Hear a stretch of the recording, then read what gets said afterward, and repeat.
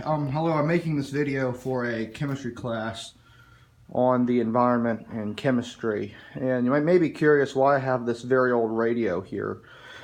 It seems everyone talks about sustainability these days, and to me, one of the largest factors involved in this is how old an appliance can last. As you can see here, this radio was built sometime in 1936, which means that it's at least 82 years old as of 2019, possibly 83 or 84, depending on which production run it was. And you know, imagine if this were an iPhone. iPhones barely last 10 years, even if taken care of well. This device, believe it or not, when I bought it, did not work. But I was able to find the original plans. As you can tell, they're dated from December 27th of 1935, which is presumably when it was drafted. And initially the device cost $49 for the radio, and I added about $29 in parts, and then a vacuum tube worth $15, which brings the value up to $93. But believe it or not, it works. And see, the plug's really old. It's gonna have to be replaced at some point. But I'm just gonna plug it in to the back here and light it up. Just it's the volume. Wait for the tubes to warm. We shall turn the volume up.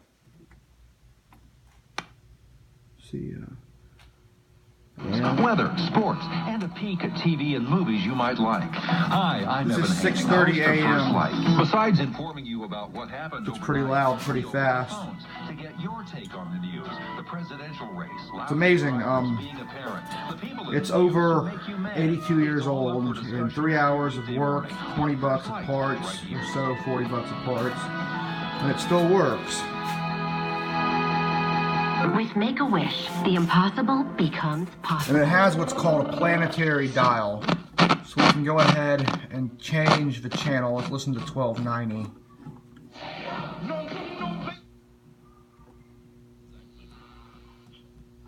But I didn't know that I'd have to take the whole thing off. Or yeah, you're going to have to. And there's deck strippers out there that'll take that off. Very nice easily. dial. yeah, without a lot of work, huh? Well, I didn't say that. It's just when I say, you know, you use I want to tell you people usually, what I oh my think gosh, is the secret It's a big deal, but it's not as big a deal as to this device's longevity. Yeah. And it's something I've always thought was a good idea. Modular construction. Let's. you gotta get a deck stripper, strip that paint off. You know it's loud and it works. Like you're saying. Okay, well, I think that might be what you'd say, but Should we- thank you so much. Thanks for calling. It needs an antenna to be any louder. All right, and speaking of, You know it works, so I'm going to go ahead and turn it off. There it goes. But one of the secrets to its longevity, I believe, is modular construction. These are electron tubes that make it work, and they're modular, meaning that when one of them occasionally would die, you could take it out, and you can see that's what it looks like.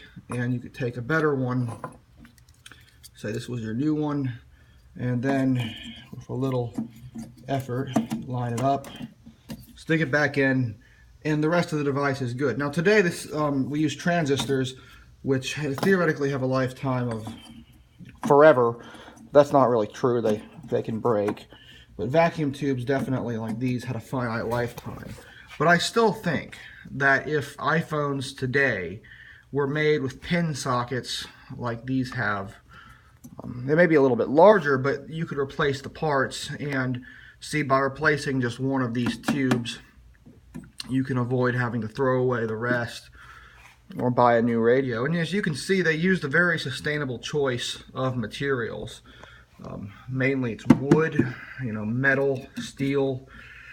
These sometimes use rare elements, but not very much. Again, glass, some plastic in the bases here. Copper is used in the wiring. But there's not much plastic used, and it seems to be only used where they have to use it. But I just wanted to share this story of this appliance still working after 82 years. Maybe it has some lessons for how we should make things today. Yeah. Thank you.